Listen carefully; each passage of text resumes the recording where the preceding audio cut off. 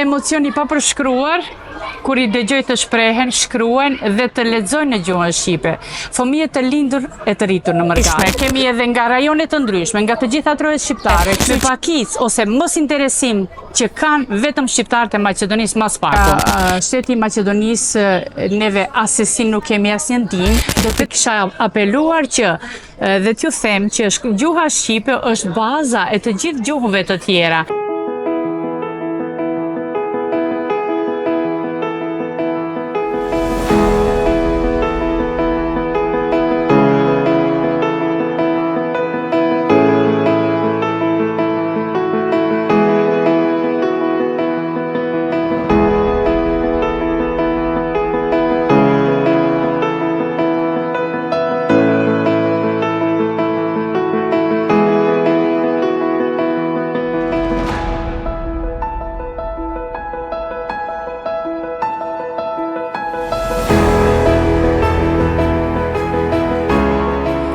Para se të vija këtu, kam punuar përpara në një shkollë fillore që quhet Ibrahim Temo, rrethina e Tetovës, dhe ideja për të ushtruar profesionin e mësimdhënies nuk është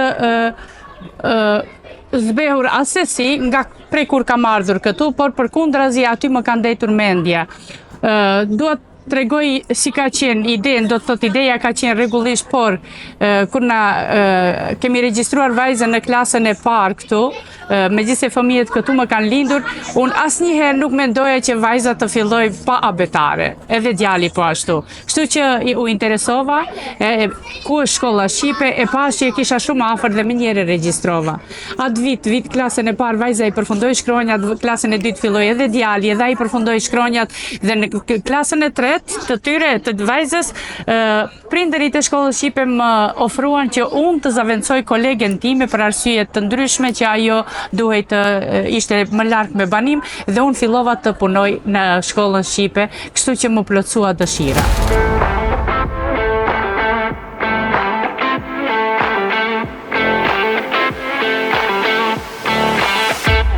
Në fillim kam punuar me librat e doktor profesor Bazil Shader, I cili është një zviceran, I cili ka diplomuar edhe në Tiranë si profesor I gjuhës shqipe, dhe ai ka punuar librat bashkë me intelektual tjerë, dhe më pas janë botuar edhe disa libra të tjera nga Ministria për Kulturë dhe Arsim e Kosovës dhe Shqipërisë së bashku, kështu që në të gjithë shkollat shqipe, jo vetëm në Zvicër, por në gjithë Mërgatën, kudo në Amerikë, këtu në Europë, janë të shpërndarë nga ambasadat e Kosovës dhe të Shqipërisë. Kështu që I falenderoj përzemërsisht personat të cilët kanë bërë kontribut që ne të furnizohemi me librat adekuat për mësimin plotësues në gjuhën shqipe.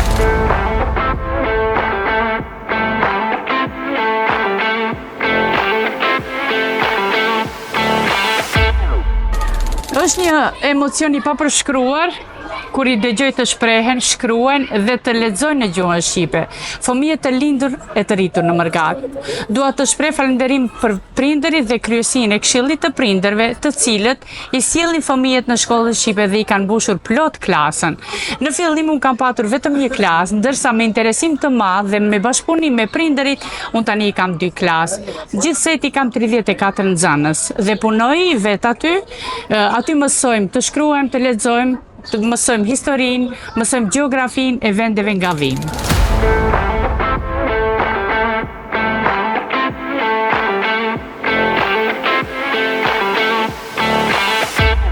Neve kemi familje të ndryshme, kemi edhe nga rajone të ndryshme, nga të gjitha trojet shqiptare, kështu që dua të cek edhe këtë, dua të mbase vini nga Tetova, nga pjesa shqiptare e Maqedonisë, dua të cek edhe të bëj një thirrje nga shqiptarët e Maqedonisë që t'i dërgojnë fëmijët në shkollën shqipe, jo vetëm këtu në kantonin e Bernin, por në të gjithë Zvicrën ose në krejt botën kudo që janë, për arsye se me pakicë ose mos interesim që kanë vetëm shqiptarët e Maqedonisë mas paku.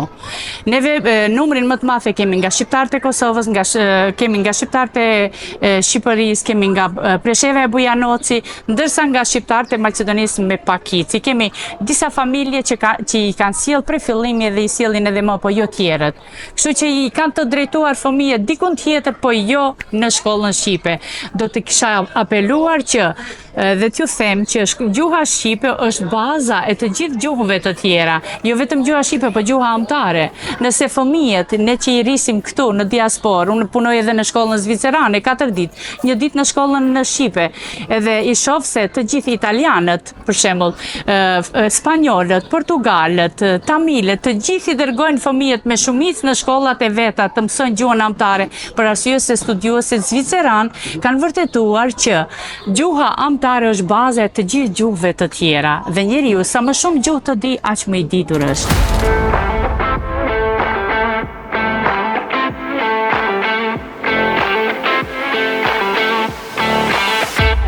Pyetje është një pyetje ngacmuese, por me shumë emocione. Me emocione e them një rojtare, si që thatë, e heshtur. Është, me të vërtet është një ka një domethënie shumë të madhe. Me të vërtet jemi, ne mësuesët që jemi në Mërgat, ne jemi rojtar të heshtur dhe na shkon mendja zakonisht që mos po humbet gjuha shqipe.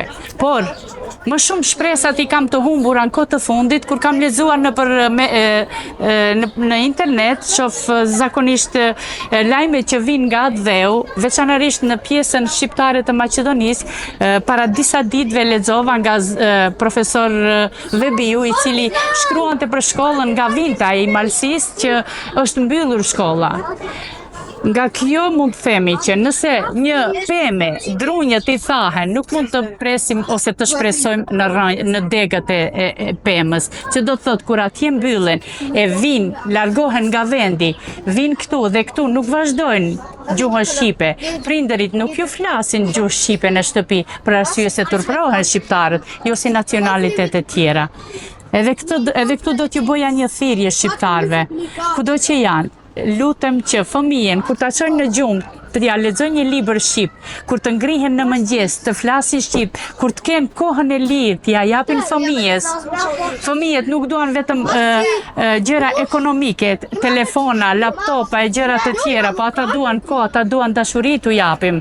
Duan të bashkëpunojmë, qoftë për punë, qoftë me aktivitete të ndryshme, me lojë, të merremi me fëmijët tonë. Atëherë do kemi sukses, nuk do të humbim rrënjët tona. Fëmijëve tonë duhet t'i njoftojmë edhe ta dinë që nga vim, ku jemi dhe çka do të bëhemi më tutje, që të mos humbim shqiptarinë.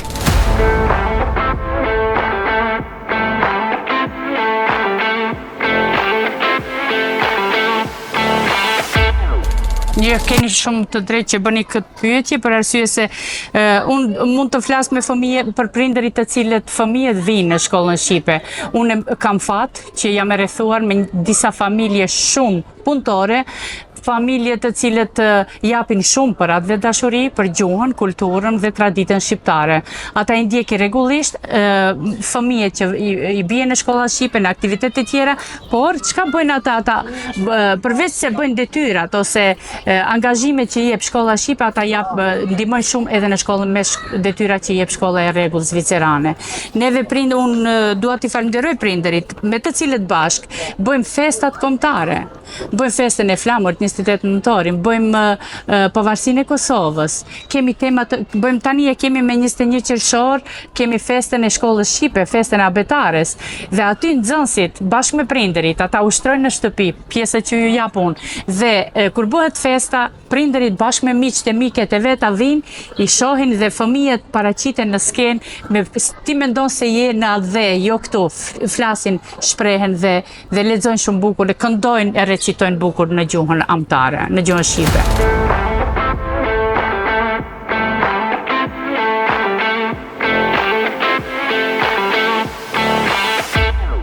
Më vje keq, por nga shteti i Maqedonisë neve asesin nuk kemi asnjë ndihmë, vetëm që mbaj mend vitin e kaluar që ka qenë ambasada e Maqedonisë kur e kemi ftuar për festën e shkollës shqipe, ndërsa ambasada e Kosovës dhe ambasada e Shqipërisë janë rregullisht aty. Përveç asaj, ata na japin na japin, ne sillin edhe librat nga ambasada e Kosovës edhe e Shqipërisë, ndërsa për shtetin zviceran, unë mund të falenderoj shumë sepse ata na ofrojnë objektet e shkollës, na ofrojnë sallat e festës, kështu që më pak interes mund të them që shteti i Maqedonisë ka për shqiptarët. Po sa e lexova dje që këtu kanë sjell Ministria e Arsimit të Maqedonisë ka sjell mësues maqedon, po ne e dim sa numër maqedonsh ka këtu, e nuk ka sjell asnjë mësues shqiptar që e dim sa numri i madh i shqiptarëve është këtu. Unë për veten time kam patur ofertë që asesi nuk e pranoj, as e kam pranuar, as e pranoj nga ambasada e Maqedonisë, nga njëri ndër ambasadorët, nuk ja them emrin, por që unë nëse pranohem si mësues e ambasadës së Maqedonisë të punoj këtu, të marr vetëm nxënësit shqiptar që vinë nga Maqedonia. Atë nuk e pranoj asesi, se neve këtu jetojmë, bashkëpunojmë me të gjithë shqiptarët, pa marrë parasysh nga vinë. Neve si shqiptar na bashkon gjuma.